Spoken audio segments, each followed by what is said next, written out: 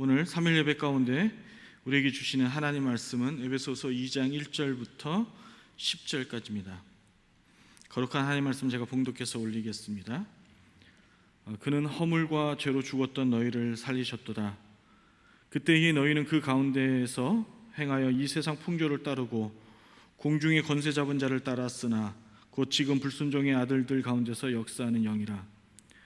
전에는 우리도 다 그 가운데서 우리 육체의 욕심을 따라 지내며 육체와 마음에 원하는 것을 하여 다른 이들과 같이 본질상 진노의 자녀이었더니 긍휼이 풍성하신 하나님이 우리를 사랑하신 그 큰 사랑을 인하여 허물로 죽은 우리를 그리스도와 함께 살리셨고 너희는 은혜로 구원을 받은 것이라.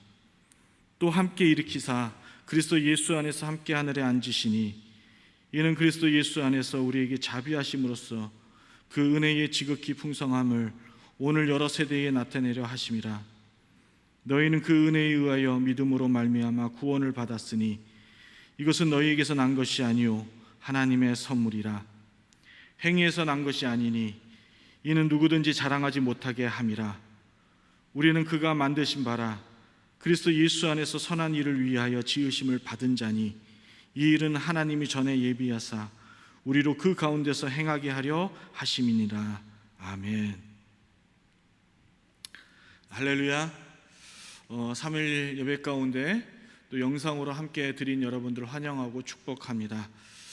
허물과 죄로 죽었던 너희를 살리셨다는 제목을 가지고 여러분과 함께 말씀의 은혜를 나누고자 합니다. 사랑하는 여러분은 현재 신앙생활 중에 어떨 때 제일 하나님께 감사와 찬양을 드리십니까? 기쁘고 또 행복한 일들이 있을 때만 감사와 또 찬양을 드리십니까? 아니면 괴롭고 힘들 때에도 한 분이신 하나님께 감사와 찬양을 드리시고 계십니까? 우리가 하나님께 감사와 찬양을 드려야 되는 이유는 분명합니다. 나의 허물로, 나의 또한 죄로 죽었던 나를 살리신 아버지의 긍휼과 자비가 그 하나님의 풍성하신 사랑으로 말미암아 우리가 살아났기 때문에 우리는 마땅히 우리를 살리신 하나님 아버지께 감사와 찬양을 드려야 합니다. 할렐루야. 여러분, 오늘 본문 1절을 보시면 죽을 수밖에 없었던 우리를 살리셨다가 아닙니다. 성경은 분명히 우리가 이미 죽어 있었던 우리를 다시 살리셨다라고 성경은 정확하고 분명하게 기록하고 말씀하고 있습니다. 이는 우리의 과거의 상태가 어떤 상태였는지를 보여주는 말씀이 되는 겁니다. 우리의 과거의 상태는 예수님을 믿기 전의 상태는 우리는 죽은 자였다라는 것이죠.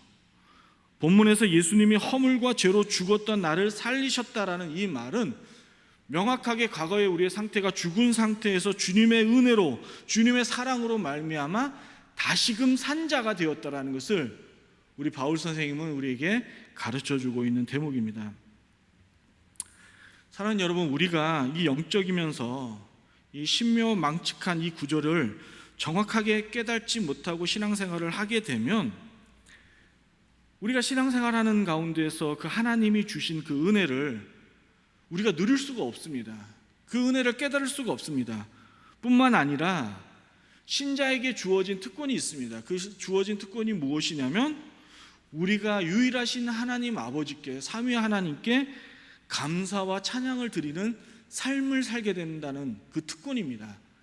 그런데 우리의 과거의 상태가 어떠한 상태였고 지금이 주님의 은혜로 우리가 어떠한 상태에 있는지를 인식하고 살지 못하게 되면 결코 신자의 삶에서 하나님을 찬양하고 하나님께 영광 돌리는 그러한 은혜의 모습은 있지 않게 될 것입니다. 그래서 반드시 저와 여러분들은 우리의 과거의 삶의 모습이 어땠는지를 분명히 인식하고 살 필요가 있습니다. 오늘 본문 성경에서 허물이라는 단어는 원문으로 보면 이렇게 해석할 수가 있습니다. 실수, 실체, 잘못으로 해석할 수가 있습니다. 그런데 이 허물이라는 이 단어는요, 어떤 우리의 나약함과 부족함 때문에 발생하는 그것으로 일어나는 죄를 말하는 단어가 아닙니다. 이게 무슨 말인가 하면, 예를 들어 제가 회사 생활하는 가운데에 저의 이 덜렁한 성격 때문에 잘못해서 회사에 이 막대한 손해를 실수로 입힌 겁니다. 그래서 회사가 많은 재산상의 피해를 보게 된 것이죠. 그런데 여기서 이 허물이라는 단어는 이와 같은 의미가 아니라는 것입니다. 제가 실수로 무엇을 잘못해서 저의 성격 때문에 일어난 일이 아니라는 것입니다.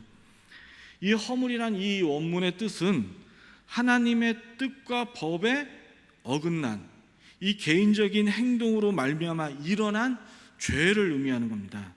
다시 말해, 하나님으로부터 창조된 피조물이 진리이신 하나님과 전혀 상관없는 인생을 사는 그것을 성경은 허물이라고 얘기하는 거예요. 실수라고 얘기하는 거예요. 잘못이라고 얘기를 하는 것이죠.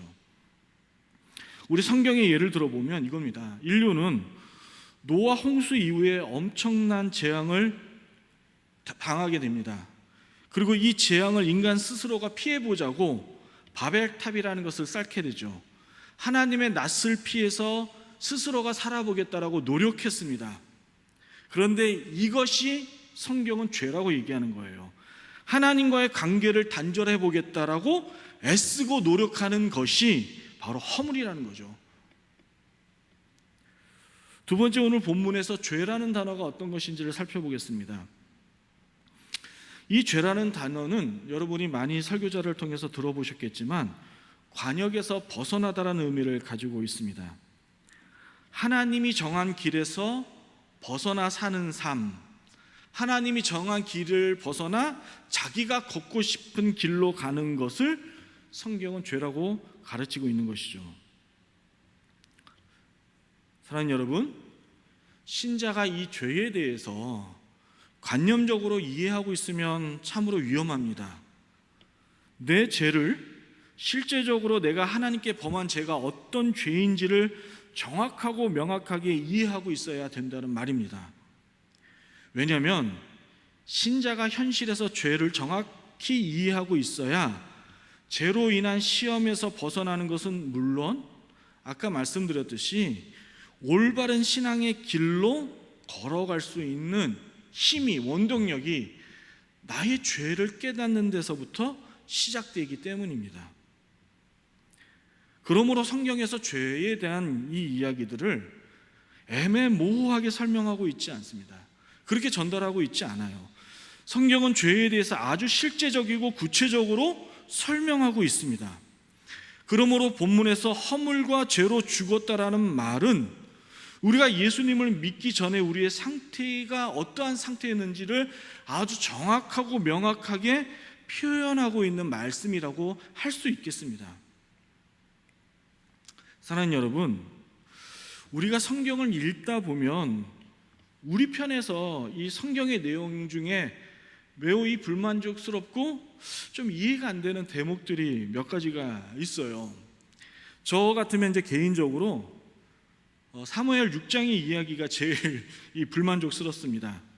이 사무엘 6장의 내용이 무엇이냐면, 다윗이 이스라엘의 왕 직위에 이제 오른 후에 이 빼앗긴 법궤를 다시 찾아오는 장면에서 사무엘하 6장 4절에서 보면 이런 내용이 있습니다. 그들이 산에 있는 아비나답의 집에서 하나님의 궤를 싣고 나올 때에 아효는 궤 앞에서 가고 라는 말씀이 있습니다. 법궤가 아비나답의 집에 머물러 있다가 이 다윗의 성으로 옮겨지는 과정에서 법궤를 수레에 실어 앞에는 아효가 이끌어가고 뒤에는 우사가 맡아서 이동하는 과정을 성경이 그려내고 있습니다. 그런데 여기서 어떠한 사건이 일어나냐면, 이 뒤에서 이 수레를 끌던 우사가 소가 이 날뛰는 바람에 이 법궤가 이제 흘러서 떨어지는 그 장면에서, 그 순간에서 여러분이 알고 있다시피 우사가 법궤를 보호하는 차원에서 손을 내어 붙잡는 장면이 나옵니다. 그런데 여러분, 결과가 어떻게 벌어졌죠? 하나님의 진노로 우사가 그 자리에서 직사하는 사건이 일어납니다. 다 아시죠? 네. 저는 이 장면이 저 개인적으로 매우 불만스러운 내용 중에 하나입니다. 사랑하는 여러분, 분명 웃사는요 선한 의도로 법궤를 잡았을 것입니다. 그리고 웃사는 자기 집에 20년간 머물러 있는 법궤를 보면서 이스라엘의 민족에게 있어서 이 법궤가 얼마나 소중하고 존귀한 것인지를 조상 때부터 배워왔을 것이라고 생각됩니다. 하지만 결과는 우리가 생각하는 것과는 전혀 다른 방향으로 주어졌다는데 충격을 금치 못하는 것이죠. 사랑하는 여러분, 웃사의 죽음은요 그가 조심성이 없어서 죽게 된 것이 아닙니다. 웃사의 죽음은 하나님의 뜻에 벗어났기 때문에 죽은 것입니다. 왜냐하면 법궤는 수레에 실어서 옮겨야 될 것이 아니었기 때문에 그렇습니다. 이 법궤는 레위인이 어깨에 메고 옮겨야 하는 거룩하고 존귀한 하나님을 상징하고 하나님을 대표하는 성물이기 때문에 반드시 하나님이 요구하는 방법대로 법궤를 옮겨 써야 하기 때문에 그렇습니다. 그런데 이들은 하나님의 뜻이 아닌 삶의 편리함을 추구한 것이기 때문에 죽은 것입니다. 다윗 역시 사무엘하 6장 2절에서 보면 분명히 이 법궤를 옮길 때에 다음과 같이 명령을 했습니다. 다윗이 일어나 자기와 함께 있는 모든 사람과 더불어 바알레유다로 가서 거기서 하나님의 궤를 메어 오려 하니 그 궤는 그룹들 사이에 좌정하신 만군의 여호와의 이름으로 불리는 것이라. 하나님의 궤를 메어 어깨에 메어서 가지고 오라고 했습니다. 그런데 어찌된 영문인지 모르나 이들은 수레에 실어 편리함을 추구한 것입니다. 사랑하는 여러분, 오늘날 코로나19로 인해서 우리가 이제 영상 예배를 드리고 각자 있는 자신의 처소에서 하나님께 예배를 드릴 수밖에 없는 그런 현실에 놓여 있습니다. 사랑하는 여러분, 예배란 인간의 편리함을 위해서 존재한 것이 아닙니다. 또한 타락한 인간이, 죄에 빠져있는 인간이 우리의 마음이 편해지자고 우리의 마음의 불편함을 해소하고자 드려지는 것은 더더욱 아닌 것입니다. 예배란 하나님의 거룩함을 나타내는 예식이며 행위가 되는 것입니다. 그런데 오늘날 많은 기독교인들은 주일날 1시간 예배 드리는 것, 약속된 시간에 예배 드리는 것, 그 모든 것을 가지고 자신이 하나님께 거룩함과 또 하나님의 성결함을 분별하여 나타냈다라고 자신해합니다. 그런데 그렇지 않죠. 예배를 통해 신자는요 나의 죄를 깨닫고 허물과 죄로 인해 죽었던 나를 다시 살리신 삼위 하나님의 풍성한 자비와 긍휼을 볼 수 있어야 하는 것입니다. 사랑하는 여러분, 이 죄라는 단어, 헬라어로 하마르티아라는 이 말은 사람이 성령에 의하여 예수님의 사역을 인정하지 않고 거부하거나 저항할 때 사용하는 단어 중에 하나가 또한 죄라는 단어입니다. 무슨 말인가 하면 오늘날 신자가, 저와 여러분들이 내가 편하자고 하나님이 우리에게 맡겨주신 이 교회의 사명을 외면하고 거부할 때, 저항할 때 이것이 죄가 된다라는 말이 되는 것입니다. 그리고 이러한 삶이 성도의 삶의 관역에 벗어난 삶이 되는 것이죠. 미국의 에이든 토젤 목사님이 자신의 이 저서한 책에서 그리스도인의 자가진단법이라는 것을 5가지를 제시를 했습니다. 오늘 이 5가지 자가진단법을 여러분과 나누면서 여러분들이 오늘 3일 예배 가운데 마치시고 나는 어디에 속해 있는가라는 것을 한번 점검해 보셨으면 합니다. 이 첫째가 뭐냐면 마음을 차분히 가라앉히고 마음속에서 들리는 세밀한 소리를 통해 현재 내가 가장 원하는 것이 무엇인가를 솔직하게 한번 말해보는 것입니다. 혹시 지금 조용히 묵상하는 가운데 내 마음속에 깊이 들려지는 음성이 하나님의 사랑에 대한 그 메시지가 아닌 혹시 돈, 이 미래에 대한 어떤 만족감, 권력, 명예, 혹시 이런 것들로 내 안에 들려진다면 나는 하나님을 사랑하는 것이 아니라는 것이죠. 나는 하나님이 아닌 다른 것을 사모하고 있다는 것입니다. 그런데 더 가슴 아픈 것 중에 하나가 오늘날 신자들 가운데는 내가 어떤 것을 원하고 사는지조차도 모르고 사는 좀비와 같은 인생들이 있다라는 것입니다. 이 역시 하나님의 은혜를 깨닫지 못하는 것이죠. 하나님의 은혜를 깨닫지 못한다는 것은 과거 내가 어떠한 상태에 있었던 사람이었는지를 의식하지 못하고 사는 것이라고 말할 수 있겠습니다. 두 번째입니다. 내가 가장 많이 생각하는 것이 무엇인지를 말해보라는 것입니다. 내가 현재 사람들과 모여서 교제할 때, 교회 성도들하고 모여서 교제할 때 많이 다루는 단어, 많이 말하는 것이 무엇인지를 한번 체크해 보시라는 것입니다. 셋째, 나는 돈과 여가 시간에 무엇을 하며 보내는지를 말해보라는 겁니다. 돈이 있고 여유 시간이 있으면 나는 어디에 많이 시간을 보내고 어디에 돈을 많이 쓰고 있는지를 보시면 나의 주인이 누구인지를 토조 목사님은 알 수 있다라고 그 책에서 말씀하고 있습니다. 넷째로, 주로 내가 만나 어울리는 사람이 누군가를 말해보라는 겁니다. 유유상종이라는 말이 있지요. 비슷한 사람끼리 끌리며 비슷한 행동과 언어를 쓴다라는 말이 유유상종입니다. 성경은 하늘에 속한 사람은 하늘의 것을 보고 하늘의 것을 말한다고요. 성경은 말하고 있습니다. 반면에 세상에 속한 사람은 세상의 것을 보고 세상의 것을 말합니다. 이것이 분명히 내가 삶 속에서 드러나는 삶의 증거가 되는 것입니다.